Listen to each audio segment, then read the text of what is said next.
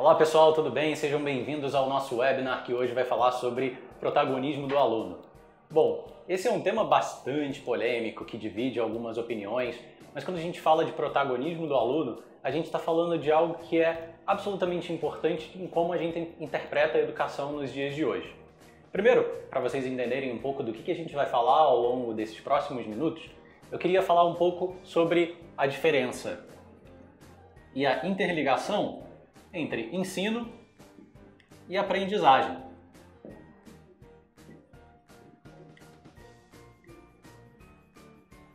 Primeiro, é importante a gente ter em mente até um célebre ensinamento do Paulo Freire que diz que não existe ensino se não houver aprendizagem. Então, sempre que a gente falar desse processo de ensino-aprendizagem, a gente está falando que existe ali um ator absolutamente importante nesse processo, que é o aluno. Afinal, se a gente tem um processo de ensino-aprendizagem, ele deve estar centrado naquilo que o aluno efetivamente está absorvendo. E se a gente está falando que o aluno é a grande centralidade desse processo de educação, a gente precisa falar um pouco sobre o protagonismo desse aluno dentro do processo.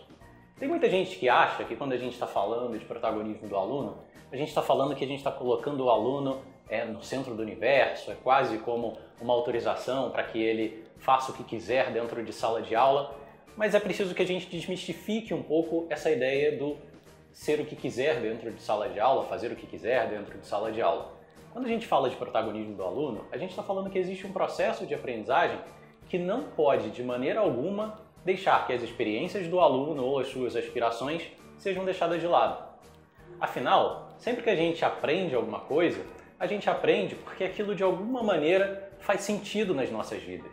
Porque de alguma maneira aquilo nos emociona ou traz um reforço positivo. E é por isso que se a educação não fizer sentido para o aluno, ela não vai produzir o seu efeito final, que é gerar essa aprendizagem, que esse conteúdo, que essa habilidade, que essa competência seja efetivamente absorvida pelo aluno. E é disso que a gente queria falar um pouco. O papel do professor nesse protagonismo que a gente tanto fala nesse protagonismo estudantil e quando a gente fala dos processos de ensino e fala dos processos de aprendizagem. Parece fácil falar, né? Parece fácil dizer, ok, vamos dar protagonismo para o aluno, vamos fazer com que a aprendizagem seja centrada nele. E como é que a gente faz isso? Bom, não existe uma fórmula. Na verdade, a gente tem vários estudos que mostram como a gente pode despertar no aluno, por exemplo, a sua curiosidade. Porque mais do que ensinar o aluno alguma coisa, é fazer com que ele aprenda a aprender. E uma das maneiras mais efetivas de fazer com que o aluno aprenda a aprender é gerando nele curiosidade. E a gente tem algumas experiências que já deram muito certo e que a gente pode contar um pouquinho para vocês. Por exemplo, gerar a curiosidade do aluno é algo que faz muito sentido.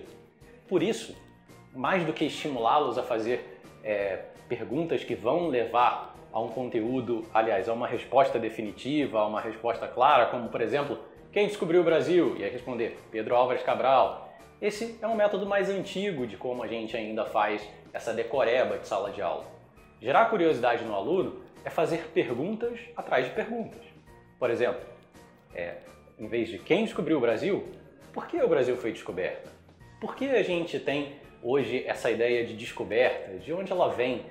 Estimular o aluno a fazer perguntas em cima de perguntas, é uma maneira de instigar a curiosidade. E principalmente, a gente não pode deixar que as experiências dos alunos sejam de alguma forma deixadas de lado. Cada pessoa, seja ela criança, seja adulta, ela aprende de uma maneira diferente, numa velocidade diferente.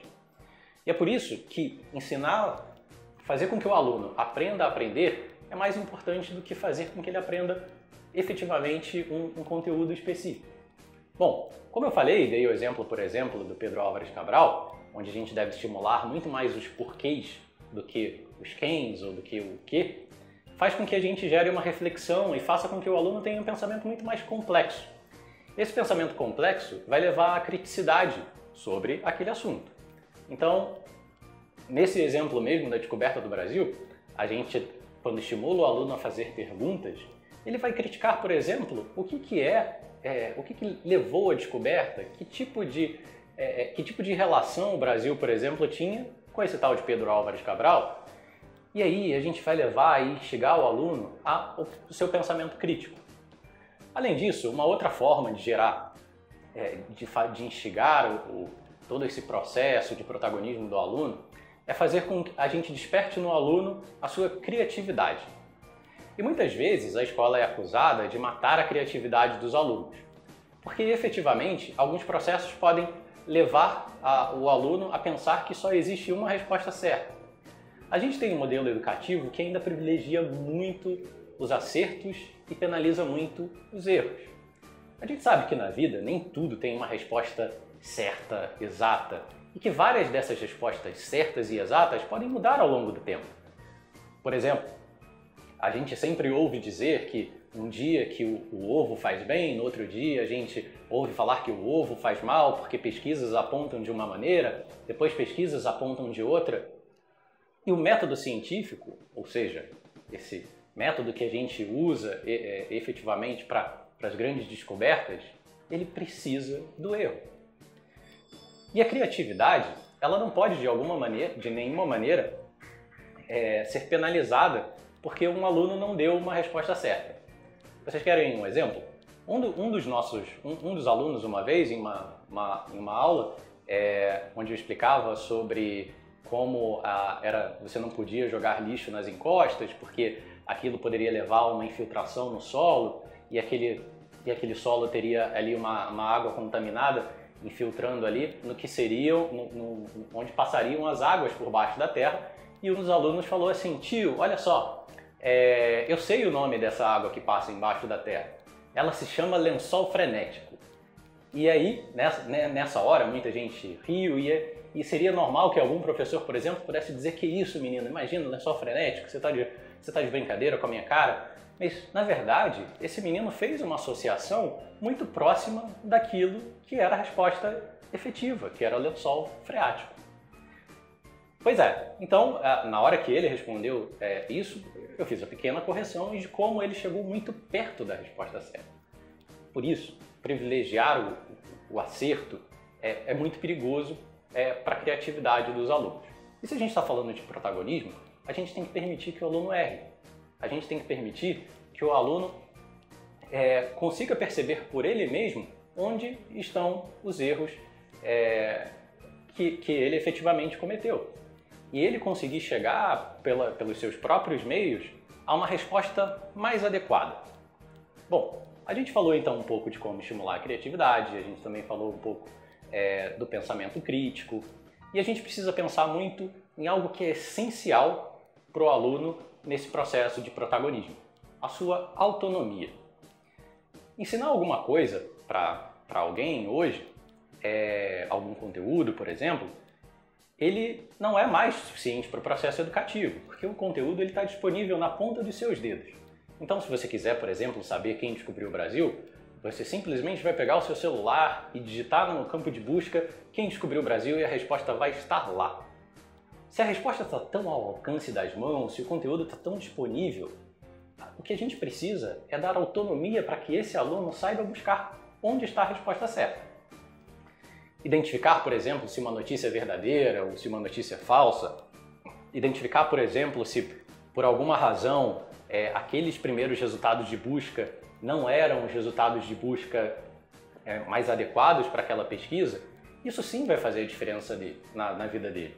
Ou seja, ensinar o aluno a ter autonomia para fazer, por suas próprias mãos, as buscas e as verificações que são importantes no dia de hoje. Se a gente fala tanto de fake news, se a gente fala tanto de boatos que surgem pela internet, é muito valioso ensinar para esses alunos onde buscar a informação de uma forma mais adequada, mais crítica, dar autonomia, mostrar onde as ferramentas estão, mostrar o método científico que vai levar efetivamente a essa verificação. Portanto, dar autonomia para o aluno é empoderá-lo, é emancipá-lo, é fazer com que esse estudante possa, pelos seus próprios meios, chegar ao desenvolvimento pleno do seu processo educativo. Isso não faz com que o papel da escola suma. Pelo contrário, o papel da escola se transforma, assim como o papel do professor.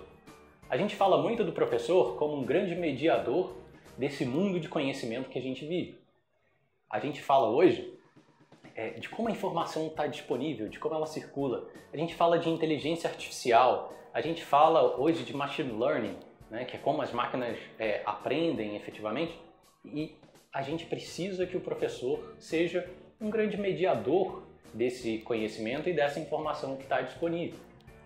Promover a crítica, o debate, desenvolver habilidades socioemocionais, tudo isso é fundamental para que a gente desenvolva, de novo, um processo de ensino e aprendizagem que efetivamente faça sentido para o aluno. Tudo isso para mostrar para vocês e contar um pouco e provocar dentro desse webinar essa discussão. Protagonismo do aluno. O que é isso? Bom, como eu disse, a gente tem algumas propostas do que é isso, mas a discussão precisa ficar aberta. E é isso que a gente quer provocar, e quer provocar dentro de sala de aula. Provocar dentro de sala de aula qual é o papel do professor, qual é o papel do estudante dentro desse processo. E aí, já que a gente falou um pouco de autonomia, é importante falar de um outro conceito que a gente valoriza muito na Estante Mágica, que é o conceito da autoria. Se a educação precisa fazer sentido de alguma forma, ela precisa ter experiências do aluno dentro daquele contexto de aprendizagem. Por exemplo, é comum que alguns professores de matemática, para tentar fazer com que o aluno tome gosto pela matemática, leve o aluno a um supermercado, leve o aluno a uma loja, leve o aluno para fazer uma pesquisa de campo e que ele possa experimentar todo esse processo real de aplicação de um conceito matemático.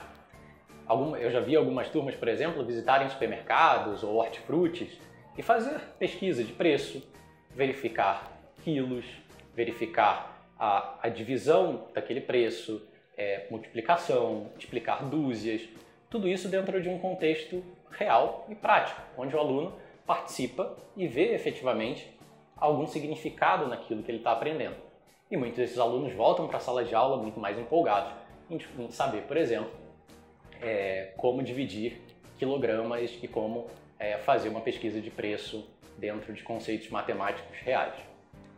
Quando a gente fala do ensino da língua portuguesa, ou quando a gente fala de todo esse movimento de leitura, escrita, letramento, a gente está falando para o aluno o quanto é importante ler e escrever.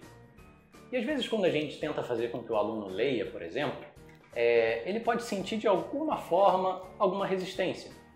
Porque hoje a gente tem dentro de vários aplicativos, a gente tem nos próprios vídeos que circulam na internet, uma interatividade, uma animação que seduz às vezes muito mais do que a leitura em si. Quando o aluno se vê protagonista desse processo de leitura e escrita, ele consegue se sentir muito mais empoderado e ver muito mais valor naquilo que ele está fazendo, naquilo que ele está lendo. Bom, aqui na Estante Mágica, como vocês devem saber, a gente incentiva alunos e escolas que produzam os seus próprios livros a partir de projetos pedagógicos que a gente oferece na nossa plataforma. As escolas podem acessar o nosso conteúdo, ter acesso aos nossos projetos, aplicá-los dentro de sala de aula e tornar esses alunos escritores de verdade. A partir do momento em que eles são escritores de verdade, têm seus e-books e seus próprios livros impressos dentro da noite de autógrafo e presenteiam pais, e presenteiam irmãos, e presenteiam os seus amigos, ele entende o quão significativo é contar a sua própria história. O quão significativo é aprender a ler e escrever de uma forma que ele possa transmitir aquela história da maneira mais eficiente e eficaz possível. A gente tem muitos exemplos aqui de alunos que escreveram seus próprios livros e tomaram um gosto enorme pela leitura e pela escrita, porque a gente está falando de autoria. A gente está falando de algo que o próprio aluno produziu e que, de novo, faz sentido para ele. Isso é protagonismo do aluno. É colocar o aluno como elemento central, como ator principal desse processo de ensino e aprendizagem. Porque, como, de novo, Paulo Freire disse, não existe ensino sem aprendizagem. E a gente precisa sempre pensar nisso quando estiver em sala de aula, quando for produzir os nossos projetos pedagógicos, os planos de aula. O aluno precisa estar na centralidade desse processo.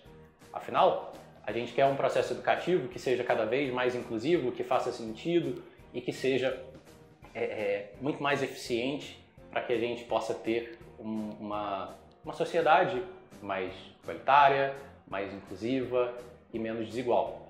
Isso só vai acontecer quando a gente empoderar essas crianças e esses jovens nas suas habilidades essenciais.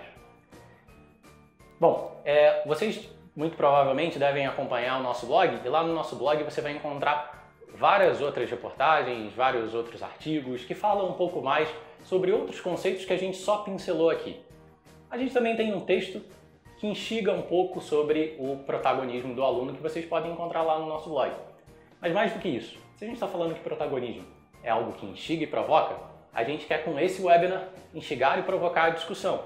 Então a gente quer muito que vocês comentem aqui nesse vídeo, que vocês mandem e-mails, que vocês possam mandar os seus próprios artigos, as suas perguntas, as suas dúvidas, as suas críticas também, porque elas são importantíssimas dentro do processo científico, para que a gente possa discutir junto e desenvolver não só esse conceito, mas diversos outros conceitos que são fundamentais para a educação do século XXI.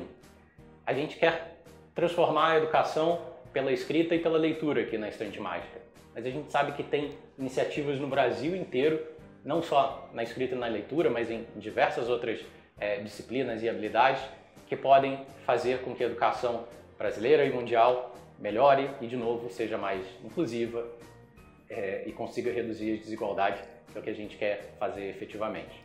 Bom, se você gostou desse webinar, curte, compartilha, comenta, espalha para todo mundo, porque a gente quer cada vez mais discutir educação, discutir o processo mais eficiente de ensino e aprendizagem.